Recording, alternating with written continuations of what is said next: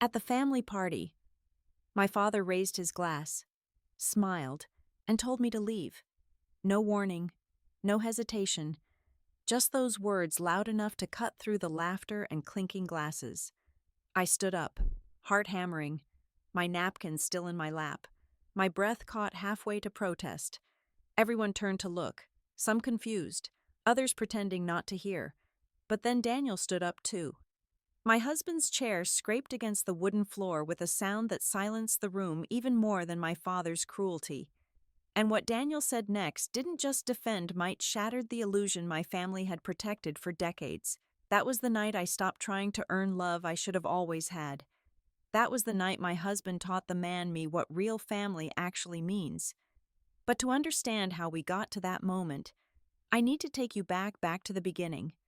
Growing up in the Adams household felt like living inside a glass museum. Everything was pristine, orderly, admired from the outside, but fragile if you got too close. My father, Richard Adams, was the curator of that world, a successful litigation attorney with a reputation for being razor-sharp in court and colder at home. My mother Helen tried to soften him. I think she had a quiet elegance about hers loved books, lavender tea, and painting things in muted colors, but even she couldn't protect me from the way my father measured worth. He didn't shout, he didn't hit, he simply made it clear. Love was conditional, and performance was everything. My siblings understood this early. Matthew, the eldest, thrived under his rules. Varsity athlete, law school top honors, now climbing the ladder at one of Dad's former firms. Samantha, the golden girl, went into medicine. Of course, cardiothoracic surgery, just like Dad had hoped. Their successes were celebrated with champagne and speeches. Mine were tolerated from a young age. I loved stories. I wrote poems in the margins of my math homework. I stayed up late reading under the covers with a flashlight. I wasn't rebellious. I was just different. But in our family, different meant disappointing. I still remember my 8th grade awards ceremony. I'd won a statewide fiction contest, and my story was going to be published in a youth journal. I handed Dad the printed certificate, just hoping for a flicker of pride. He glanced at it and said, "You know, writing doesn't pay the bills, right?" I nodded, trying not to let it show that he'd taken the wind out of me. From that moment, I started hiding the parts of me that didn't fit. I applied to college as a business major just to make things easier. But once I got there, I couldn't fake it. I switched to English Lit halfway through my freshman year and paid the price for it. Literally, my father cut off all financial support. "If you're going to chase dreams," he said, "you can do it on your own dime." And I did. I worked in the campus library. I took out loans. I graduated with honors. And when I got a job at a small but scrappy publishing house, I thought just maybe he'd finally see that I wasn't lost. I was just not like them. But nothing ever changed. Even at family gatherings, I was always the afterthought. Conversations moved around me like I was a ghost in the room.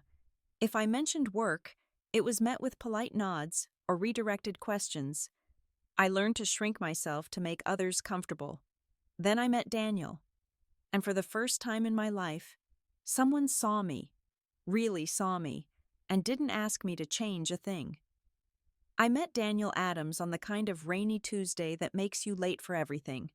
I ducked into a tiny neighborhood bookstore to get out of the storm, trailing water and regret from another tense brunch with my father. I wasn't planning on buying anything, but I wandered as always toward the fiction shelf, the place where the world felt wide and forgiving. Daniel was already there. He had a book in each hand, deep in thought, comparing blurbs with the seriousness of someone choosing a life philosophy. He glanced up, caught me smiling at his intensity, and returned it with the kind of grin that makes you forget your shoes are soaking wet. "You go first," he said, noticing I was reaching for the same book. "I've read it," I said. "You should. The ending stays with you." He nodded and tucked it under his arm. "You always judge books by their endings, only people." That made him laugh. An open, honest sound. He bought both books and offered to buy me tea next door. I hesitated, but something about him felt safe, easy. That afternoon turned into 3 hours of conversation. I told him I worked in publishing, that I loved stories, but hated industry politics. He didn't interrupt. He didn't ask if I was planning to do something more practical. He just listened like it mattered. I didn't tell him about my family right away. I didn't tell him how small I felt when I was around them, how every compliment came with a caveat, or how I'd trained myself to expect disappointment. But he saw through it somehow. On our third date, I mentioned how I was scared of failing, that I always felt like I was one step away from not being enough. He looked at me and said, "Who told you that lie?" I didn't answer, but he didn't press. Instead, he showed me over time what it looked like to be loved without a scorecard. Daniel made coffee every morning and left the light on when I worked late. He cheered when one of my authors landed a mid-sized book deal like it was the Pulitzer. He asked about my writing. He asked about me. The first time he met my family, he wore a navy blazer and brought a bottle of wine. My father said, "You're in tech, right? Not a real job, but at least it pays." Daniel smiled politely, but his eyes flicked toward me, concerned. "Afterward," he said gently, "you never have to prove yourself to them. Not to anyone. It was the first time someone gave me permission to stop performing. When we got married a year later, my father didn't walk me down the aisle. He said he was busy that weekend. My brother sent a check. My sister texted, "Congrats." But Daniel's family came. His mom cried. His dad called me Arliss, and for the first time in my life, I belonged. It arrived on thick ivory cardstock, sealed in an envelope with my father's monogram and gold foil. Just seeing it made my stomach clench. At first, I thought it was for someone else. My name looked so out of place next to that kind of formality, but there it was in my father's stiff handwriting. Adams Family Celebration hosted by Richard Adams. Formal attire, immediate family only, no mention of what we were celebrating, no warm note, just logistics, a date, a location, a time. I stared at it for a long while before setting it on the kitchen counter. Daniel was making coffee, humming softly, and glanced over. "Something from work?" he asked. I handed him the envelope. He read it, then looked at me with that familiar mixture of concern and patience. "You don't have to go." "I know," I said, but I couldn't stop staring at it. Maybe this is, I don't know, a step, an olive branch. He wouldn't invite me just to humiliate me. Right, Daniel didn't answer immediately. He just reached for my hand. "If we go together.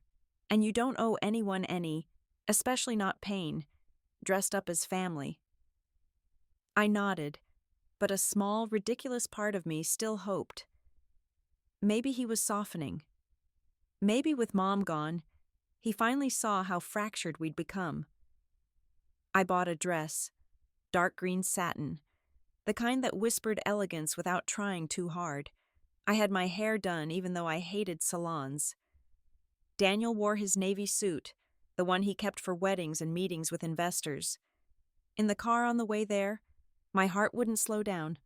I kept rehearsing polite things I might say, ways to start again. Maybe Dad would say he'd read one of my authors. Maybe he'd ask me a real question. Instead, he didn't even greet us at the door. The party was at my parents' old house now. Technically his house since Mom had passed. The lawn was trimmed like always. The porch light glowed like nothing had changed, but everything had. Inside, the music was soft jazz, the kind my father liked. My sister Samantha wore a floor-length gown and was already sipping champagne. My brother Matthew laughed loudly in the center of a circle of colleagues and cousins. No one rushed over to greet me. Samantha raised an eyebrow. "You made it," she said flatly. Then she looked at Daniel. "I see you're still together." "Still." Daniel replied coolly, placing a hand on my back and doing well. Matthew barely glanced up when I passed. "Hey, Mel." he said as if I were a mail carrier, not his sister. I found myself shrinking again, folding into that quiet version of myself I had perfected over the year, smiling politely, saying nothing, waiting to be seen. I didn't know yet what my father had planned, but I felt it like the heaviness in the air before a storm.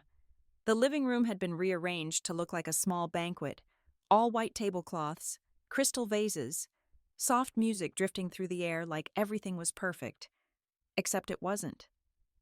As Daniel and I moved through the space, I realized something. No one made room for us. Conversations flowed around us like we weren't there. No one asked about my work or my life or even offered the kind of hollow compliments that families usually exchange at parties. We were guests, but also intruders. Samantha was standing near the fireplace holding court in a red silk gown. She gestured dramatically as she told a story about a difficult patient who'd nearly bled out, but was saved by her swift hands. The people around her laughed and nodded, clearly captivated. When she saw me, she didn't stop talking, just gave me a once-over and said, "Emily, grain's a bold choice, but at least you're trying." I bit my tongue. Matthew was surrounded by younger men from Dad's firm. They toasted to promotions, bonuses, investment portfolios. When I walked by, one of them asked, "So, what do you do?" Before I could answer, Matthew cut in. "She works with books, like editing or publishing or, you know, stuff like that." "Cute," the guy said, raising his glass. "We need more creative types." I nodded as if I hadn't just been erased. Daniel leaned close to my ear. 10 more minutes," he whispered. "Then we can say our hellos and go home." "I can make it through dinner," I whispered back, more to convince myself than him. When it was time to sit, I noticed something even more deliberate. The long dining table had place cards. Samantha was seated to my father's right, Matthew to his left, Daniel and I. We were placed at the far end next to Great Aunt Diane, who spent most of the night spooning mashed potatoes onto her napkin and asking if Daniel was my driver. I felt like I was watching my family celebrate something I hadn't been invited to, like I was the mistake they had all silently agreed to tolerate for one night. The food was excellent. Dad always hired caterers for these things, but it tasted like cardboard in my mouth. My father had barely acknowledged us all evening, and yet I kept watching him, waiting, hoping for a glance, a word, a sign. He laughed with Samantha, clinked kid glasses with Matthew, spoke animatedly with his colleagues from the firm. I sat across the room and felt like a shadow in my own bloodline. Daniel squeezed my hand under the table. "You don't owe them your pain," he said quietly. "Not tonight, not ever." I nodded, but the ache inside me only grew heavier. I didn't know he was going to raise a glass in the next few minutes. I didn't know he was about to turn that room into a courtroom, and I was the case he'd already decided to dismiss. The sound of a spoon tapping gently against a wineglass rang out sharp, clear, unmistakable. My father had risen. Everyone quieted. He didn't have to ask for attention. Richard Adams had always commanded it. He stood at the head of the table, tall and composed, holding his crystal glass like a gavel. His gaze swept the room, pausing on each of his children, Samantha, then Matthew, before finally landing on me briefly, barely. "I want to thank you all," he began, "for being here tonight. It means a great deal to me to celebrate with those who matter most." A soft chorus of agreement rose from the table. He continued, "We've had our share of challenges, but this family has always persevered through discipline, through excellence, through shared values." Daniel's fingers tightened slightly around mine.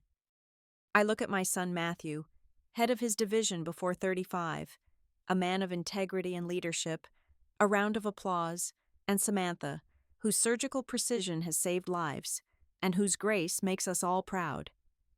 Another wave of claps and murmurs of approval. I stared at my plate, cheeks burning. My fork felt like it weighed a 100-pound And then, he said, lifting his glass slightly higher, There are those who choose a different path, who chase dreams and call it passion. My heartbeat slowed. I've always believed that success comes from contribution, tangible, measurable contribution. And then he looked straight at me. "I'm sorry. Emily," he said, his voice calm, emotionless. "But tonight is not for you." The room went silent. You could hear the fire crackling in the hearth, the clink of someone's fork dropping, the faint inhale of someone holding their breath. And then he said it. "I think it's best if you leave." I blinked. Had I heard him wrong? I looked around. No one moved. No one said a word. Matthew sipped his wine. Samantha examined her cuticles. No one looked shocked. No one objected. My napkin was still in my lap. My hands had gone cold. Slowly, I stood. Because what else could I do? I felt every pair of eyes follow me. I was the spectacle, the failure, the family's shame, the one who didn't belong. I wasn't crying, not yet. But I felt the sting building, and then Daniel's chair scraped against the floor. He stood beside me. I turned to look at him, but he was already facing my father. And there was something in his eyes I had never seen so clearly before. Fire. Pure, quiet fire. The kind of rage that doesn't explode. Debut cut sharper than anything. Screamed. The room held its breath. And then Daniel reached for his own glass. "I'd like to say something, too," he said. My father's jaw clenched. "This isn't your place." But Daniel was already raising his glass. And in that moment, I knew everything was about to change. Daniel's voice was calm, but it cut through the air like glass. "I'd like to make a toast," he repeated, this time louder, clearer, steadier. The room froze. Forks midair. Conversations dead. Heads turning. My father narrowed his eyes. "You're not family," he said. Daniel didn't blink. That's debatable. But tonight, I'm the only one acting like it. A few gasps. I wasn't breathing. I couldn't move. My knees felt hollow. But my heart was racing. Not from shame this time, but from something deeper, older. A part of me that had always hoped someone, anyone, would speak for me. Daniel continued. "To the woman you just told to leave," he said, turning slightly toward me. "My wife, Emily." He held up his glass, but his eyes were locked on my father. "You say tonight is for people who matter. Let me tell you who matters." The room pulsed with discomfort, but no one interrupted. Milas built her life without a safety net. She paid her own tuition when you cut her off. She worked 2 jobs while finishing her degree. She launched her own imprint in grit and vision alone and gave dozens of authors their first shot. He paused. She's been featured in literary festivals you've probably never heard of because you never asked. Her work has touched veterans, immigrants, single moms, and teenagers who've never seen themselves in a book before. She's helped people feel seen. He lowered his glass slightly. "But none of that matters to you, does it?" My father's face was unreadable, but his knuckles had gone white on his wine stem. Because you don't measure success in impact. You measure it in status, titles, control. Daniel's voice didn't rise, but it sharpened. And when Emily refused to conform to your vision of value, you didn't just dismiss her. You erased her publicly on purpose. More than one person at the table shifted uncomfortably. My cousin glanced at me, then quickly away. Daniel took a breath, then looked around the table. "To the rest of you, if this feels awkward, it should. You watched a father humiliate his daughter in front of everyone. You said nothing. Some of you even smiled. Silence. Heavy, honest. Daniel looked at me, then softening. But here's what matters. Emily, I see you. I've always seen you. Not as the daughter who failed to meet someone else's checklist, but as the woman who had the courage to define herself. I bit my lip, but it was no use. The tears spilled quietly down my cheeks, not from pain, but from the overwhelming relief of finally being defended. Daniel turned back to my father. "You told her to leave." "Fine. We'll both leave." He gently set his glass down. "But don't ever mistake your silence for authority again. You may control this house. You may dominate this family. But you do not get to dictate her worth." He walked to my side, took my hand, steady, certain, warm. I didn't look at anyone. I didn't need to. As we walked toward the exit, the silence behind us was absolute. No apologies, no protests until we reached the door. If you leave now," my father called out, voice cracking just slightly, "you're cut off permanently." Daniel didn't stop. Neither did I. But just before we stepped outside, he said without turning back, "Your money was never what we needed. Your love was—" And that offer expired a long time ago. The door closed behind us with the softest click, but in my chest, it sounded like freedom. The drive home was quiet. Not the heavy, suffocating kind of silence that used to stretch between my father and me, but something different, gentler, spacious, like air finally let back into a sealed room. Daniel didn't speak. He just held my hand, steady and warm, his thumb tracing circles on my skin. I stared out the window at the passing streetlights, unsure if what I felt was heartbreak or relief, maybe both. When we got home, I barely made it to the couch before the tears came. Not the quiet, restrained kind I'd mastered over the years, but loud, aching sobs that ripped through me in waves. Daniel sat beside me the whole time, letting my grief crash against him like he was the shore and I was the sea. "I'm sorry," I gasped between breaths. "You didn't sign up for this." "Yes," he said firmly, brushing hair from my face. "I did, and I'd do it again." That night, I didn't sleep. My body was still, but my mind replayed every moment. This voice, their silence, the look on Samantha's face like I was the one ruining something sacred. The next morning, there was a text from Matthew. That was unnecessary. Dad was just trying to celebrate. A message from Samantha came 2 hours later. "You always make things about you. Hope you're happy." I didn't reply. For the first time, I realized they weren't confused. They weren't surprised. They just didn't care. And maybe they never had. 3 days later, I made an appointment with a therapist, someone I'd quietly bookmarked years ago, but never dared to call. Her name was Dr. Caroline Mercer. Her voice on the phone was calm, grounded, the kind of tone that didn't demand anything from me. "I've been trying to prove something for a long time," I told her in our first session, "but I don't even know what it is anymore." She nodded thoughtfully. "Do you know what it feels like to be loved without performance?" I didn't answer. The truth felt too raw. Over the next few weeks, I began to unspool years of silence. "Doctor, Soto helped me name things I had once dismissed emotional neglect. Covert gaslighting, family enchantment. You survived by becoming small," she said gently one day. "Now it's time to take up space." And slowly I did. I started writing again. Not for work, not for deadlines, but for myself. I wrote messy journal entries, angry letters I never sent, poems that made me cry. Daniel and I began looking at listings in another city somewhere.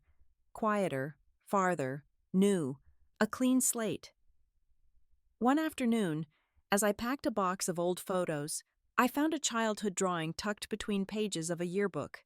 It was a picture of a girl with a cape and books for wings. I stared at it for a long time. That girl had never really left. She'd just been waiting for someone to remind her she could fly. 1 year after that dinner party, I stood barefoot in the nursery, rocking my daughter as spring rain tapped gently against the window. Her name is Lena Helen Adams. Lena for light, Helen for my mother, the only person in my childhood who ever made me feel unconditionally safe. She was only 6 weeks old. But already she had Daniel's calm eyes and a grip stronger than expected for someone so small. When she wrapped her fingers around mine, it felt like a promise, like she was telling me, I'm here, and I see you, too. Daniel entered the room, a warm mug of tea in one hand and a soft smile on his face. Everyone's waiting, he said. Ready? I nodded and followed him into the living room in our new home outside Denver. Soft string lights lined the ceiling, our closest friends, Daniel's parents, my coworkers, even Aunt Nancy gathered around a cake that said, Welcome, Lena. No speeches, no tests, just laughter and arms that reached out to hold our child without conditions. Later that evening, after everyone left, I found a letter waiting by the door. No return address, but I recognized the handwriting. My father's. I didn't open it, not because I was angry, not anymore, but because I no longer needed whatever was inside. His words no longer shaped me. His approval no longer defined me. His silence no longer hurt me. I placed the envelope in a drawer, not as a wound, but as a reminder of the woman I used to be, the one who begged for permission to belong. Now I belonged to myself, and to this life I'd built brick by brick, word by word, choice by choice. That night I sat beside Lena's crib, watching her tiny chest rise and fall. I thought about all the things I'd once been afraid to say, all the truths I'd buried under politeness and shame and hope that never came. And so I whispered the words I wish someone had said to me as a child. You are already enough. You don't have to earn my love. It's yours completely, unconditionally. As I said it to her, I realized I was saying it to myself, too. To the little girl with the drawing of books for wings. To the young woman who walked out of a room full of family and found freedom waiting on the other side. To the mother I had become. And to the daughter I was always meant to be.